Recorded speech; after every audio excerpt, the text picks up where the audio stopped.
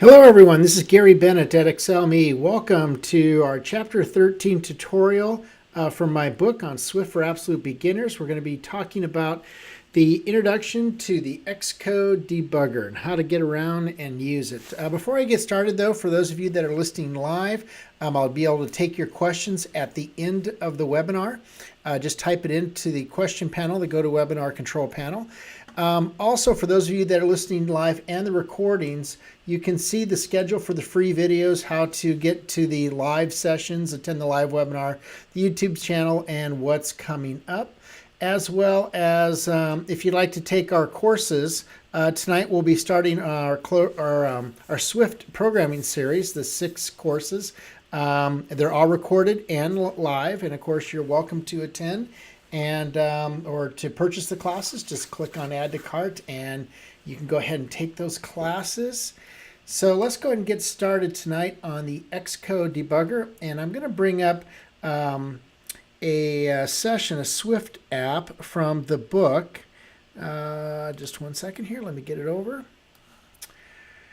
And let's talk about moving around the IDE and setting breakpoints and how to look at when things go bad and how to debug them, because that's going to happen by definition as you start developing. So in Chapter 13, the book, if you just, let me bring up iBooks here because I have it in that. I walked through how to use it, but we're going to just kind of start with the basics and how to get around, how to set the breakpoints, and how to look at the output of what we're developing.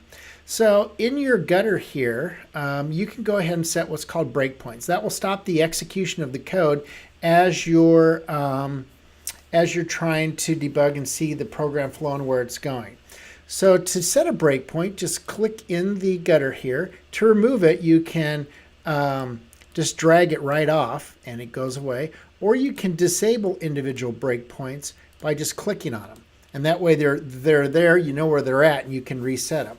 You can also see all the breakpoints that you have in your application just by clicking on this column, or this view right here, this breakpoint view in your inspector, and you can see that. Okay, so let's see how we're going to go ahead and use them. I'll move this breakpoint down. I just click and I'm dragging it down to the next line because that's really where I want it. And I'm going to go ahead and run the application right now.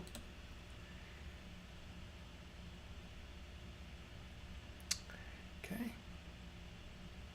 So I'm running it and I just hit my first breakpoint. And down here I can go ahead and I can step over, step into, step out of, okay?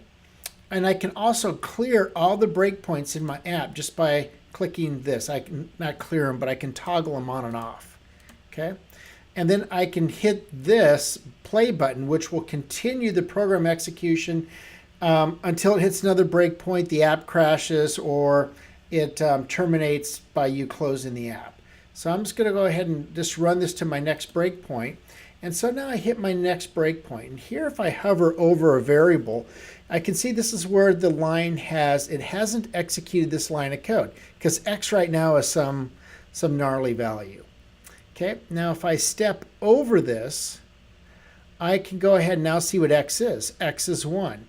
I can click on here. I can look inside my watch and my information more on it, see that it's int, or I can do a print output here down here to my console and say X as well.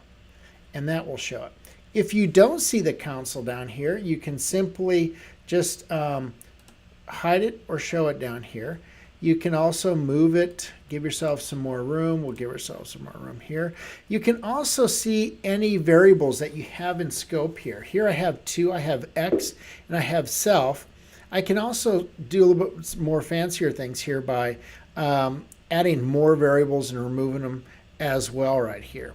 Let's see, let's go ahead and say we want to step into a function, for example. So let's move it, let's see here. What do I want to step into?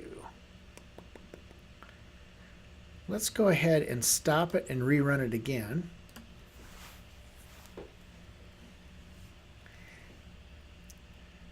Now we're not going to be able to step completely into view did load.